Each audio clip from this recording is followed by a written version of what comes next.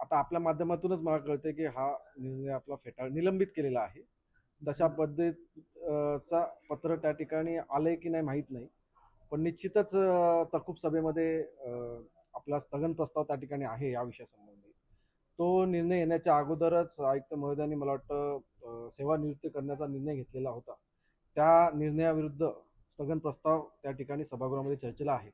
तर निश्चितच जर असा निलंबनीचा विषय आला असेल तर खूप गांभीर्य बाब आहे आणि एक नवी मुंबई महापालिकेच्या हिताची बाब नाही आहे, अहिताची बाब आहे. कारण की आम्ही जो निर्णय घेतलेला आहे तो नवी मुंबईच्या जनतेच्या हिताच्या दृष्टीने एक अनुभवी कर्मचारी भेटावे त्यासाठी केलेलं.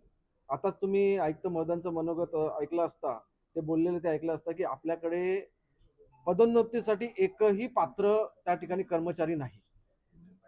त्यामुळे जी काही पदं रिक्त होणार त्या रिक्त पदासाठी एकही कर्मचारी पात्र नाही. त्यामुळे ती पदं रिक्त राहतील आणि त्या ठिकाणी कदाचित डेप्युटेशनवर येतील लोक. पण ती पदं रिक्त राहू नये आणि आपल्या शहराचा जो अनुभव जॉग्राफिकल असेल, इकडचा सोशल अनुभव आहे, त्यांचा अनुभव या ठिकाणी टिकावा आणि आपल्या अंमलबजावणी प्रक्रियामध्ये त्यांचं योगदान मिळावं या दृष्टीने 58चं 60 आपण करायचा निर्णय घेतला. अनेक ठिकाणी 60 वर्षाचं आपले त्या ठिकाणी रिटायरमेंट एज आहे. मला वाटतं आपल्या चतुर्थ श्रेणीचं रिटायरमेंट एज 60 वर्ष आहे. आपल्या डॉक्टर्स लोकांचं रिटायरमेंट एज 60 वर्ष आहे. आता काय पत्र आले ते बघू. पण आम्ही या 58च्या 60 त्या ठिकाणी याच्यामध्ये आता उत्तर जे मागतील ते आम्ही देऊ. पण यामध्ये आम्ही काही कुठे पाठी हटणार नाही. सगळं नियम वगैरे तपासूनच आम्ही त्या महापालिकेने असा निर्णय घेतलेला आहे. शेवटी न्यायालयाचा दरवाजा खटखटावा लागला तरी देखील आम्ही खटखटावू.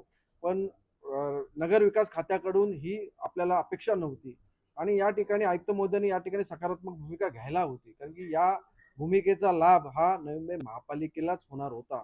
तर निश्चितच आता स्थगन प्रस्तावाच्या माध्यमातून चर्चा त्या ठिकाणी होईल. पण हा निलंबित झाला याची मला खंत जरूर आहे.